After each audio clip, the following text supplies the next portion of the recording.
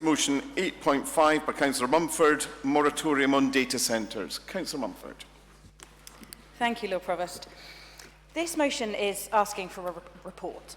I appreciate that the word moratorium gets folk excited, including us, to be honest, and it's no secret that Greens have significant concerns about data centres in general. But this is a complex and nuanced area of planning, of devolution, of national and local priorities, and of the technicalities of data storage technologies, which are changing every day. So what we're asking for is a report setting out how and if this could work. And I'd like to thank the Lib Dems for their amendment, sending it to Planning Committee so we can discuss it more fully, which I will be accepting. We heard this morning from the deputation that the lack of a clear definition of what a green data centre is having a significant impact on local authorities' ability to determine applications. And Edinburgh has our own experience of this, although I want to be clear that this motion is not in reference to any particular past or future applications. As it's only green data centres which count as national infrastructure, not just data centres in general, this definition of what green means is really key. Yet, councillors have been left in a situation where we're supposed to determine whether something is green based on the vaguest suggestions of Scottish Government that considerations should include power from renewable energy sources, energy-efficient technologies, minimising water consumption and supporting reuse of excess heat, which could theoretically result in a data centre being built which complies with the bare minimum of these, which consumes minimal reusable energy alongside fossil fuel generators, uses LED bulbs, makes sure their taps don't drip, and which is heat network ready, even if it's nowhere near any planned heat networks. There are absolutely examples of data centres which could be considered to comply with the highest green standards, and the deputation this morning cites those if you want to look at it online. For some, of course, this might never be enough to justify their existence, but this particular motion is not saying we should never have another data centre in Edinburgh. It's saying that if the Scottish Government feel that only green data centres are of national importance, we need to know what they mean by green. For me, for example, this could include things like being carbon neutral and proving it through a thorough environmental impact assessment,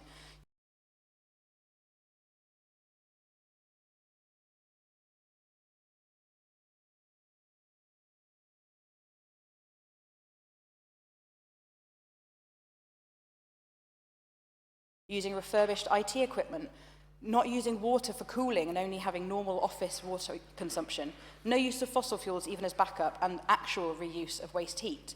But the point is that my definition will likely be different to others and certainly different from the type of green that many developers will be seeking to claim. The deputation this morning was super helpful in setting out that any such definition should be the result of consultation with experts. And I'd also like to thank Dr Jones and her deputation for highlighting the impact on other councils also.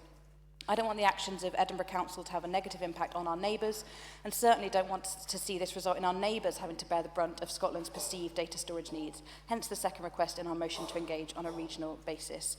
With that, I move our motion asking for a report on a moratorium on data centres. Thank you, Lord Provost. Thanks very much, Councillor Mumford. Second, Councillor Booth. Very happy to second formally, Lord Provost. Thanks very much, Councillor Booth. The amendment by the Liberal Democrat Group, Councillor Osler. Thank you very much, Lord Provost, and I'll be very, very brief because Councillor Mumford very kindly has already covered exactly why we brought this forward in terms of an amendment. Basically, it is a very, very important point, and it does need to have a lot of clarity about this and the ability to question officers, which is not always possible to do at full council. So this is why we wanted to have this taken to Planning Committee, as Councillor Aston did last time in terms of PBSAs and so on. When we discussed that, it was really, really important to be able to get that level of communication. So we felt that this needed a bit more scrutiny on that might not have been possible to do at full council, which is why we've asked for it to be referred to Planning Committee. Thanks very much, Councillor Osler. And second, Councillor Lang. Formally. Thanks so much, Councillor Lang. There's a Conservative amendment, which I think there's an adjusted one that's been circulated. Councillor Mowat. Thank you, Lord Provost, and thank you for, I presume you have accepted the adjustment to the amendment that I put in. I made an error when I submitted the original amendment in thinking that an appeal had been lodged against the application of the 4th of February. It hasn't, but we're still within the time period in which an appeal could be lodged. So I just want to explain what I'm asking. It's not that I particularly disagree with Councillor Mumford's call for a definition of a green data centre. I think that is important in determining these applications. However, I do think from a process point of view, given that the appeal period will either run out on the 4th of May, which will be 3 months after the application was heard, or the appeal will be heard, I suspect if that appeal is heard, that will give us indications about what we should be looking for. It may actually indeed instruct the council or government to look at coming up with a green data centre definition. So given the timescales of these things, I'm really saying let's not go ahead, write the report until we've got that information. I appreciate that is delayed, but I also think that there may be valuable information that comes out of that, and it would behove us all just to wait and see if that comes. I've said bring it back as a business bulletin to the Planning Committee, because then that gives us the opportunity that whatever that information comes back with, we can then resurrect this should we need to.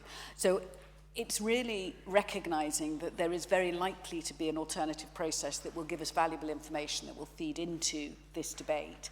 And I'm asking for us not to commission the report at this stage until it becomes clear whether we will have that information or we won't have that information. If we don't get the information because there's no appeal lodged, then I would be happy for this to go ahead and officers to write the report at that stage.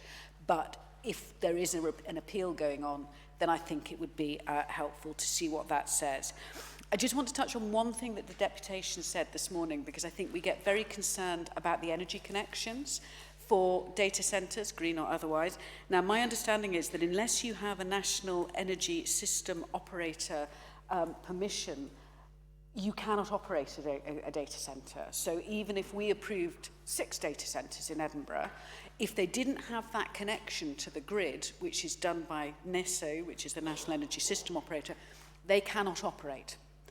So I think that consideration that we've sort of wrangled with, we need to accept there's a different licensing, there's a different regulatory regime that is looking at that, and that we don't, the connections don't necessarily just sit within planning.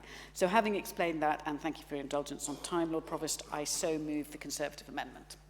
Thanks very much, Councillor Mowat. And second, Councillor Mitchell. Formally. Thanks very much, Councillor Mitchell. Are there any contributions from the floor? I see none. So, Councillor Mumford, do you wish to sum up, and can you indicate again about what you're prepared to accept and not accept? Thank you, Lord Provost. Grateful to the Conservatives bringing their proposal, and I do appreciate where they're coming from, but I've been at pains to make this about a policy about data centres in general, and tying it even just in timelines to any particular application I think is unhelpful in this instance. So I won't be accepting that, but I will be accepting the Liberal Democrats. Thank you. Thanks very much, Councillor Mumford. So having heard that, do Liberal Democrats wish to pursue the amendment separately? We do not. Okay, thanks very much. And the Conservatives still wish to pursue your amendment separately? Okay, there will be a division, so can we ring the bell? Thank you.